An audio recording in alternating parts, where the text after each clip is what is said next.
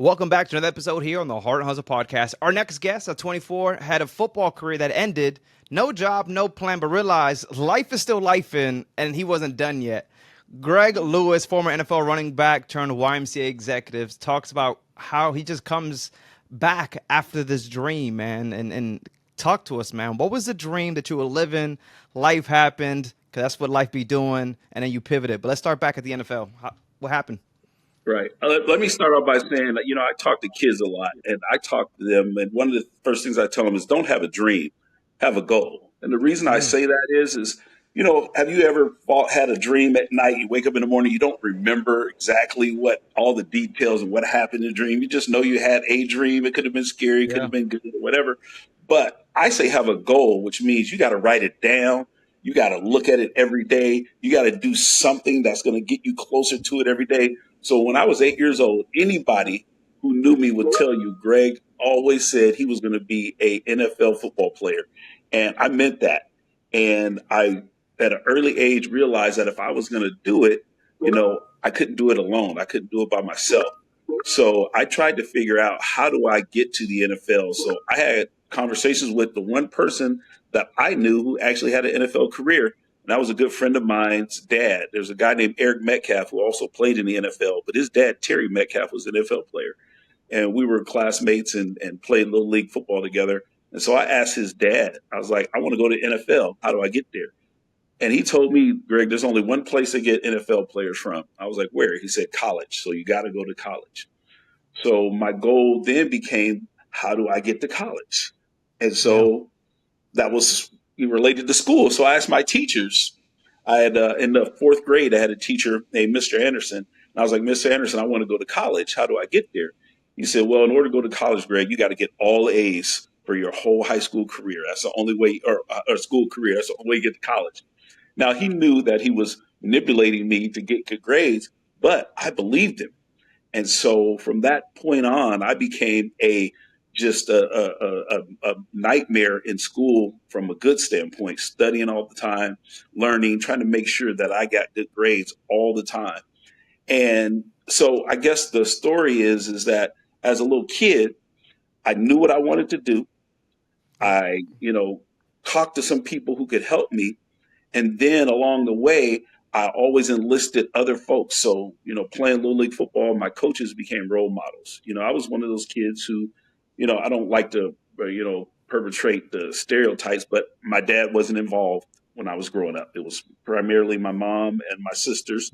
And so I had to enlist other people as role models, so I had coaches that, Manuel Washington was my first ever Little League football coach, Joe Small, Craig Freeberg, people like that who were in our community, businessmen, police officers, firefighters that became my role model.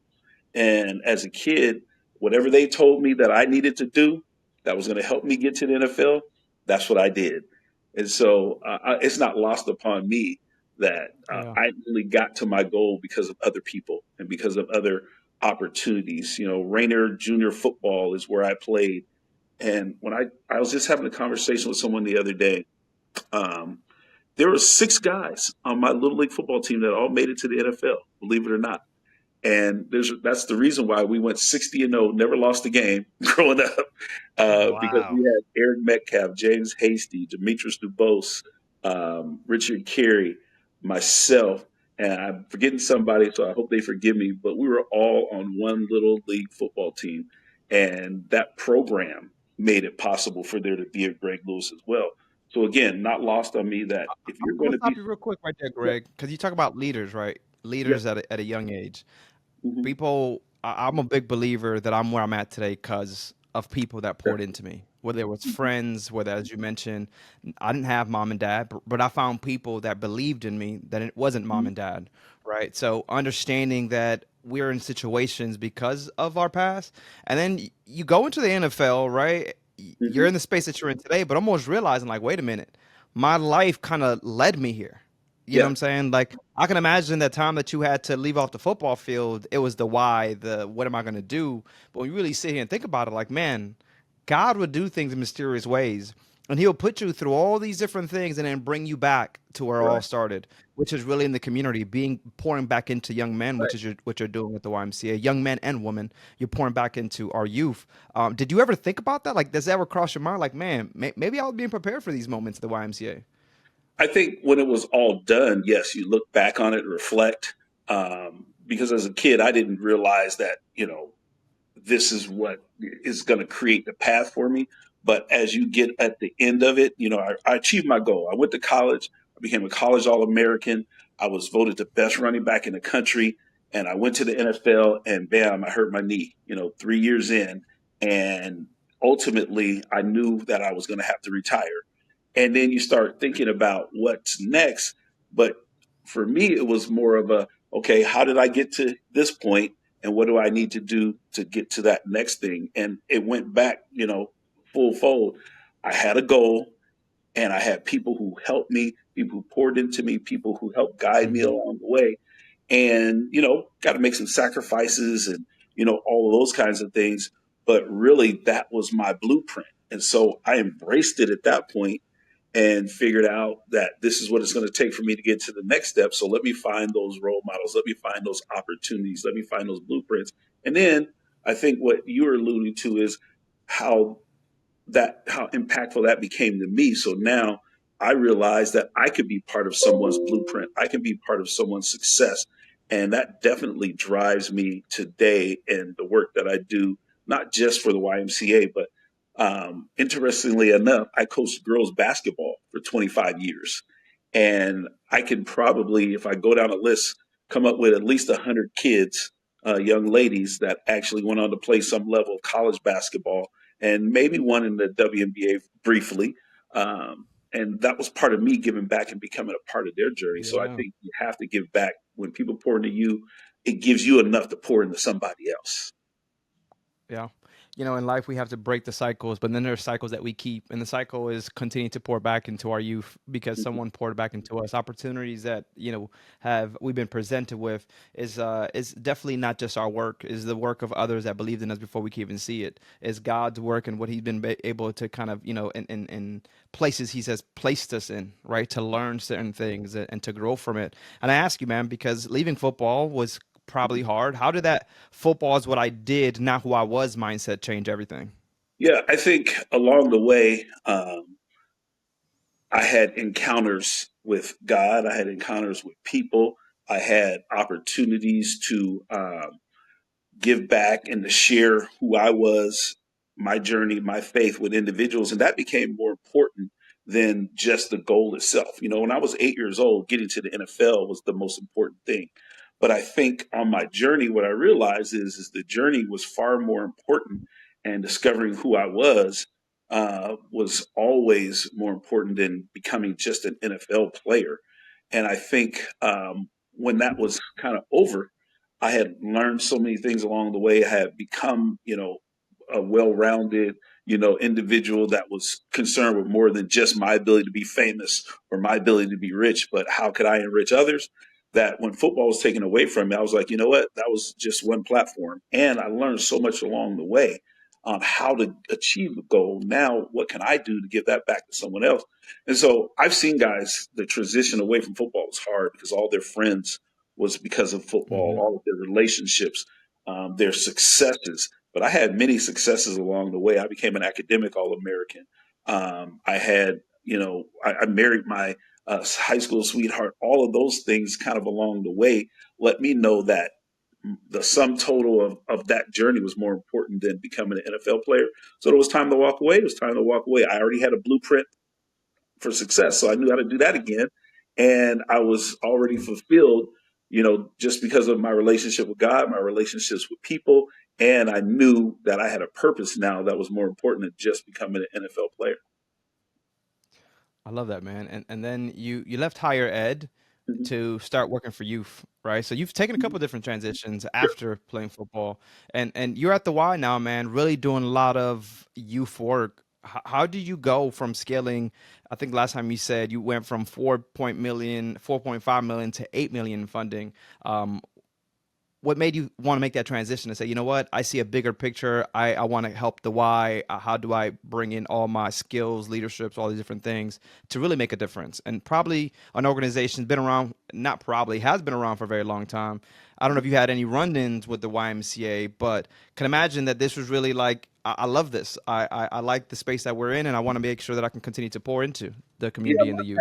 my past wound a little bit before I got here. After the NFL, I actually got into the rat race as they call it, and I was in finance and just didn't find any fulfillment in that. And then the University of Washington, greatest university in the world, where I graduated from, was actually looking for a former player to come back and work in the athletic department to serve our alumni to get them reconnected, but also to help connect our current student athletes to our alumni so that they could have opportunities after their life in sports, because most college players aren't going to go to the NFL, NBA, or what have you. So that was cool. I found some fulfillment in that. But we had a leadership change in the athletic department, and I just really didn't feel like the direction they were going was where I wanted to go. So I actually started working in the president's office, overseeing a department that specifically raised money for underrepresented minority, first generation, and underserved students that look like me, that came from where I came from. And we were the first unit in the country to just raise money for that only. There are other places where that might have been part of someone's job, but this was just our job only. And we started raising millions of dollars there. And ultimately, we raised more money than there were students at the University of Washington that fit the criteria, the profile. And so I had a friend who was with the Boys and Girls Club, and him and I were having this conversation about that. And he said, you know what, Greg? Part of the issue is there aren't enough pipeline programs on the front end to get kids to a place like the University of Washington so that their grades and all their experiences and their profile is, one where they can get accepted. He said, now I work at an organization, the Boys and Girls Club, where we do that. And we just so happen to need someone to come raise money for us so we can create more programs, get more kids engaged and involved. So I went and did that, and it was fantastic. We were only raising about $4 million a year at the Boys and Girls Club, so you can only do $4 million worth of work. So what I did is I got a team together, and we amped that up to about 8 million. So we're doubling the impact that we could have in community and serve more kids, to help more kids get to a place like the UW. And then ultimately that leader left the Boys and Girls Club. Someone else came in. We were kind of on different, wavelengths. And so I ended up matriculating to the YMCA of Greater Seattle, where not only have I gotten an opportunity to do work that impacts kids and their academic journey, but, the why is more of the holistic, what we call whole person health, mind, spirit, and body. And so, the programming that we do might be life-saving swim lessons for someone. It might be a place where a kid can belong and have friends and then also get involved in sports and activities. It could be a place where an older adult who doesn't have a lot of family left can find a place of belonging and find their community. And then we also dabble in, foster care services, mental health, all of those things. So the why is a place where I was like, wow, I can have an impact on so many people by the work that I do, that it just is fulfilling. Like I said, I can go to bed every night, lay my head on that pillow and feel like, job well done. So it's been an interesting journey, but I love it. Hey, real quick, if you're enjoying the podcast, we first want to say thank you. And we also just want to give you a little insight of what we're up to at Francis. Some don't even realize that we're working with organizations to help them use AI to create that real human communication experiences, whether that's actually supporting your families, those patients, or the entire community. We're actually creating tech that connects. Check it out, francis.ai.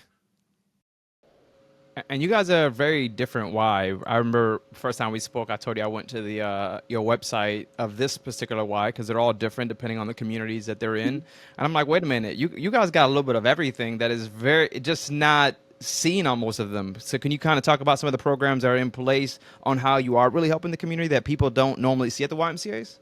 Yeah, I'll talk about two in particular that are close to my heart. When I first came to the Y, I was a branch executive director, which means I ran one facility in a community. And the Y is really into getting grounded in that community and figuring out what does that community need and how can we serve that. Well, in the zip codes that my Y served, you had some of the highest incidents of diabetes, of hypertension, of childhood obesity in those zip codes and area codes. And the Y runs programs that what we call combat chronic disease, which all those things are. But we ran them just like any other Y would run them. And what we were realizing is that in our zip codes where a lot of people of color and underrepresented minorities or BIPOC, and we didn't offer the programs in a culturally sensitive way, a way that adapted to maybe the types of foods that people from different cultures might eat.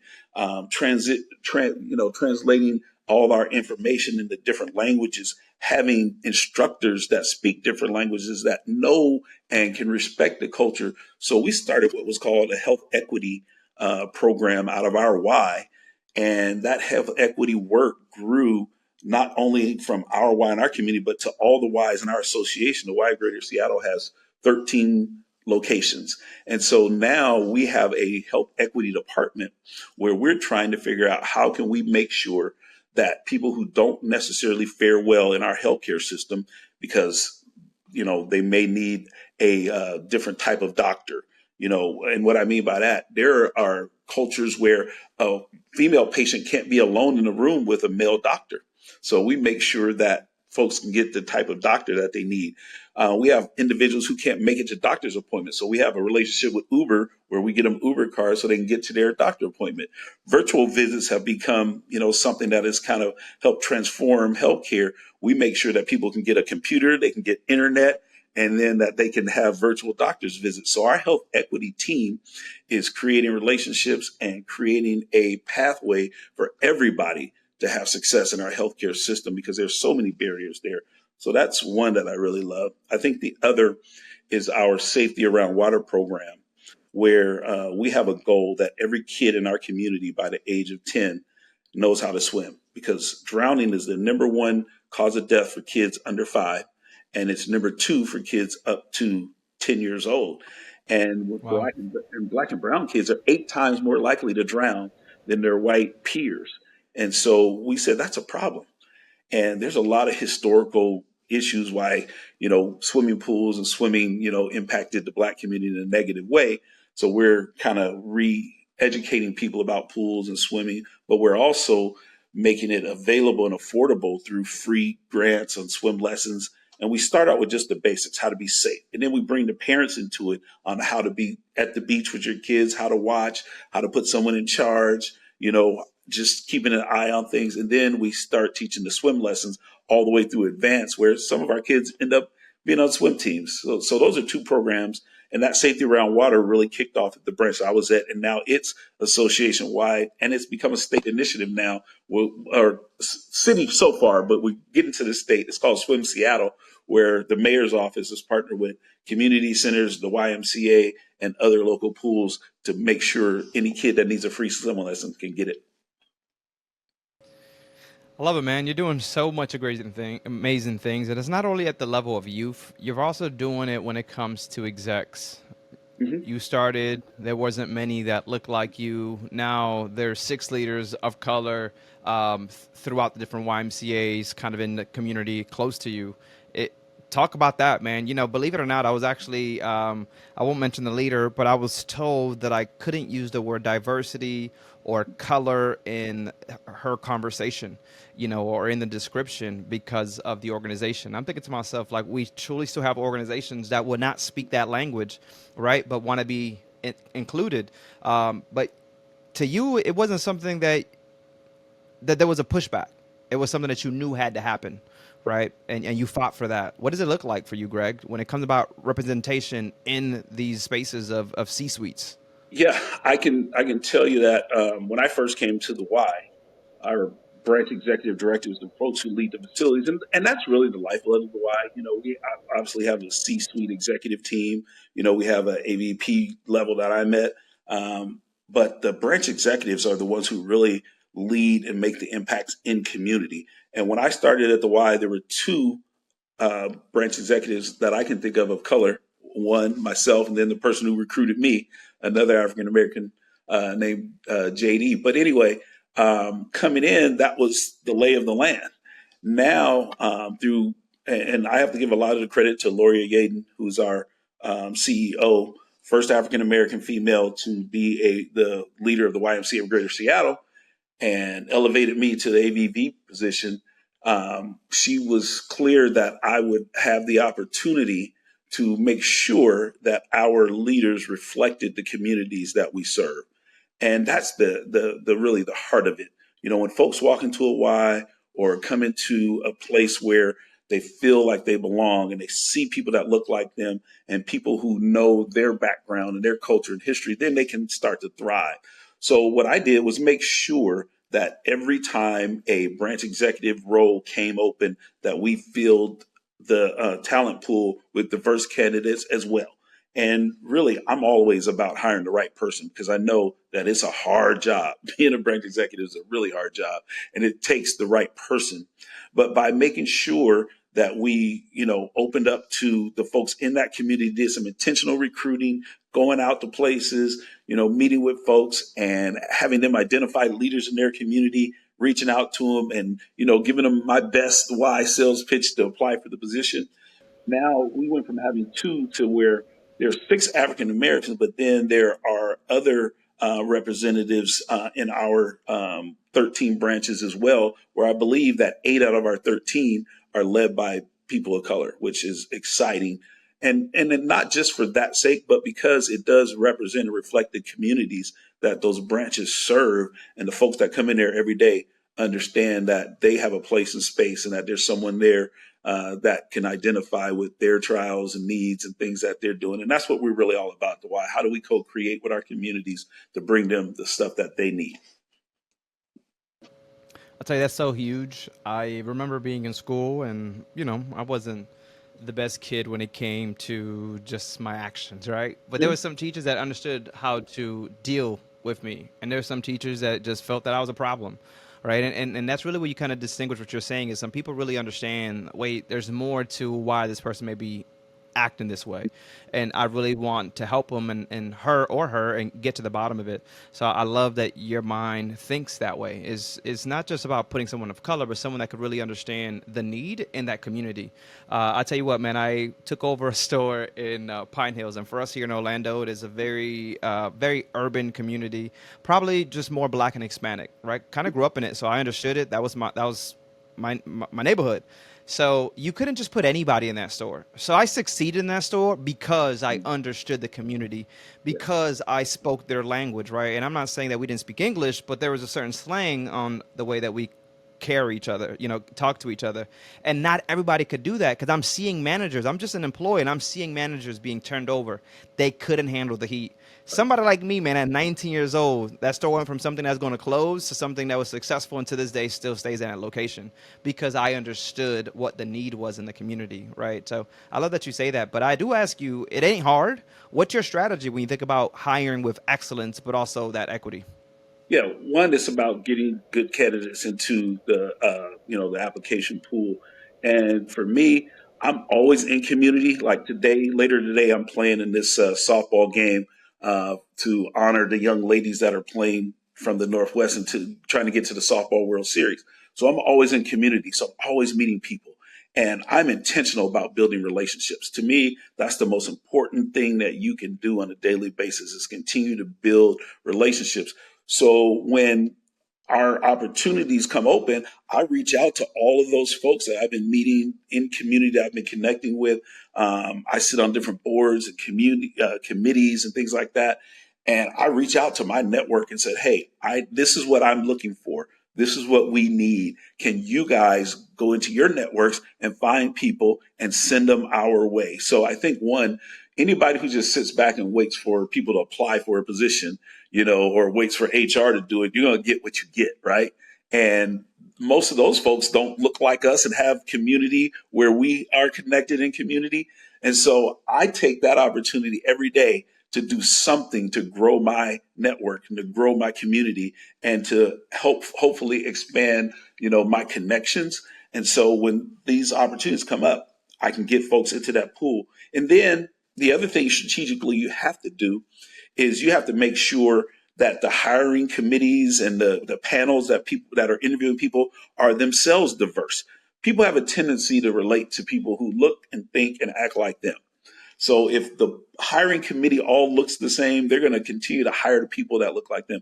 So we have a sort of a a rubric that we create that when you have a hiring panel, you should have a diversity of age, have a diversity of gender, have a diversity of color, have a diversity of thought, so that and diversity of departments, so that when we're sitting down, there's the ability for someone to be able to connect, to understand, and then when that interviewee's gone, when we're having that conversation, if I can relate to where that person comes from, I can speak the language that the rest need to hear on what that individual is saying. And then once we kind of go through our panel interviews, then we have a skip level where either my boss or the CEO has a chance to kind of meet with the people that we move forward. And we always try to send two people, and we try to make sure there's some diversity in those two. So I think through that process of being intentional about how you network and create community so that you can get a diverse pool, and then making sure your hiring panel is extremely diverse and come from different backgrounds and cultures and all that, then you'll have a better opportunity to fill those positions with folks. And then the last part I think is making sure that the folks who sit on our advisory boards in the community for that why get an opportunity to meet with the top couple of candidates as well, because they're people who live in that community and kind of have an understanding of if this person can kind of fit. So, I'm very intentional about that. And that's, given us some really good results. I like that, man. I like that you guys are ahead of the game. You guys are innovating. You guys are with the times. And another thing that I would love to ask you is, where are you guys when it comes to AI? A lot of organizations, especially in the nonprofit space, fall behind. The YMCA, being around for a very long time, obviously had to innovate and do different things to be around as long as they have. Are you guys implementing AI in a way to continue the engagement with your communities? Is this something that you guys are looking for, maybe dipping your toes in? Where do you guys fall in line on that spectrum? We're dipping our toes in it. And, I can't speak as intelligently as maybe someone from, our tech side, but our branch executives are using it for communication. They're also using it for data, how to analyze data, how to use some, data analytics to make sure that we're staffing correctly, making sure that we're looking at all of the trends on how people are joining our organization, what they're looking for, what are the things that are causing people to, go out the back door where we're not serving them well. So we're certainly using AI, and I think that's going to continue to grow. I can't speak specifically to all the programs. I'll leave that to someone on our IT side, but we're definitely using it in the branches more so for data and communications reasons. So when I think about AI, I think about it as a resource tool to really be able to help somebody do less of what they don't like, or maybe they didn't go to school for, right? And do more of the things that they love, which is usually interacting with people. Yeah. So all the admin, all the repetitive tasks is usually where I see AI playing a part. If you could think of something in the YMCA where you guys feel, hey, if we could actually change the game here, this works. Do you have something in mind that you can feel that could be automated or given to an AI? Yeah, we're definitely, trying to figure out how we can automate more things so that our branch executives can spend more time and our, staff with people. I don't know what that big move is though at this point, but I can tell you, like I said, and I'll try to be a little more in depth. The one area where we're trying to make sure we understand is at each branch, how many what are the trends that we're seeing with our joins, with our folks who leave us, or people signing up for programming and all of those kinds of things, just the data analytics part. Instead of calling our department downtown and asking them to go do some research and data for us and digging that up, we're using AI in the branches to give us real time numbers, real time data, so our branch executives can make decisions on like what time of day is most used in our kid zone. So when should we staff up or staff down in our kid zone? We want to make sure that we have enough space for the customers when they're coming in, and things are available when they want them and not just when we think we should assign it. So, when are people coming in the door the most? What are our busiest times of the day, so that we can make sure we're staffed up? So we're using it more for that kind of data at this point. But what that big move is, I don't know. I have to think about that. Yeah, no, there's so many options out there, man. You got to find the right one that is going to be a long-term partner for sure. So it's cool. It's cool to know that you guys are in it. I actually was talking to, I think, someone from the YMCA a couple of months back, and he was mentioning about some of the equipment that they're actually putting in some of these YMCA's, and how high tech that is going to be. And I was helping with health and all these different resources. So it's cool. It's cool that a YMCA is figuring out in different locations what it actually looks like, as we mentioned, for their community. Every community is different. Some may be a little behind on others, but it's how do we continue to move the needle forward, as you mentioned. So I appreciate that, man. But as we start to wrap up, I would love to know, how does purpose over paycheck leadership look like in real life? Because to me, at one point there was a paycheck, but you realize it's really about purpose, Yeah. right? It's not all about the paycheck. It's about the legacy that you leave. Right now, Greg, you're really working on this legacy, man. But what does it look like in real life when we talk about that kind of leadership? Yeah, people. I remember when I first got out of NFL, people asked me, "Don't you miss it?" And I was like, "Yeah, I miss Mondays." It was like, "What, Monday Night Football?" I said, "No, that was the day we got paid on Mondays." So I missed that. But outside of that, football, like we said, was what I did. For me, along my journey, again, after football, I got into finance, and I was, a financial advisor. I was helping people invest, and I was making, I think, for a little while, more money than I was making in the NFL. But it was just a churn, and it just wasn't, fulfilling, and it gave me no purpose. And I Hmm. remember I was at a banquet one time, and I think it was Lou Holtz, the old football coach from Notre Dame, and he told that story or that poem about the dash. And the dash, when you look at people's grave, there's a born, and for me, that's 1969, right? And my day will end, let's hope way down the line, let's say 2099, right? But there'll be a dash in the middle. And the dash is the important part. What did you do with the time that you were here? What difference did you make? That's what you're going to be remembered for. That's what people are going to think about when they think about you. No one's going to think about, I was the leading rusher at the University of Washington 99 years ago. I do the radio broadcast there, and there's still people who remember me and, hey, Greg, and all that. But there's anybody probably under the age of 25 has never heard of Greg Lewis. So, that stuff goes away. People forget about that. That fades. Emmitt Smith's still the leading rusher of all time, but people don't think about him today. They think about, the guys that are playing right now. And so it's those things that you're going to do along the way, the lives that you're going to impact, the folks that you're going to help along their way, that will carry on, because hopefully they'll pass it to the next generation and the next person, and so on and so forth. And you get to be a part of that. So for me, it was, man, if I'm not making a difference, it doesn't really matter. I've made money. I'm not rich by any stretch of the imagination, but my family's comfortable.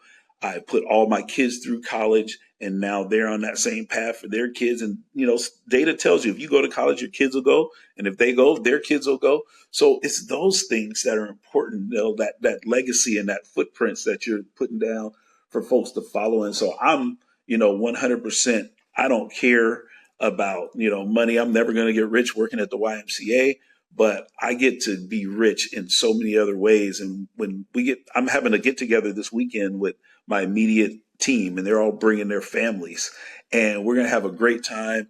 And at the end of the day, we all know that the work we do, from Monday to Friday, and then, kids sports and activities on the weekend, is really, really impacting our community, where we all choose to stay and live. And that's the other part too.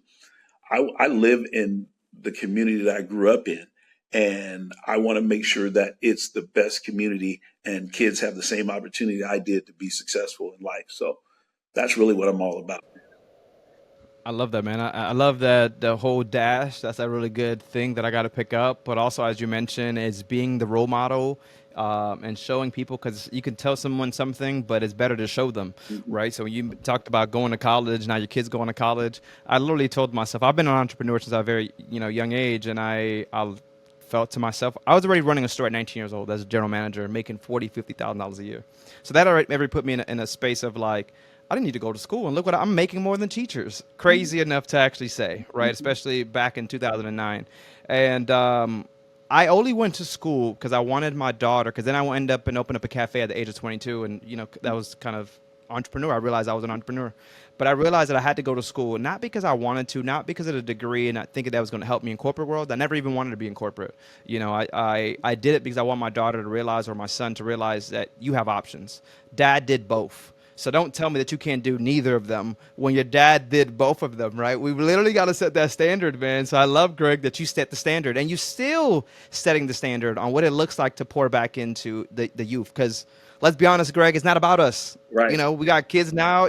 Are you a granddad yet or still too It's young? still about you. It's not about me anymore. You're still young enough. Yeah, I have a 15-year-old granddaughter and an 11-year-old Oh granddaughter my and a God, that's 3-year-old crazy. granddaughter. So I'm three generations. I mean, a whole nother generation deep.